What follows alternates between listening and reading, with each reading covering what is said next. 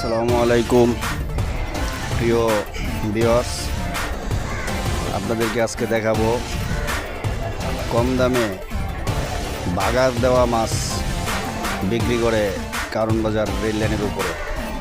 দেখেন কত সুন্দর সুন্দর মাছগুলা।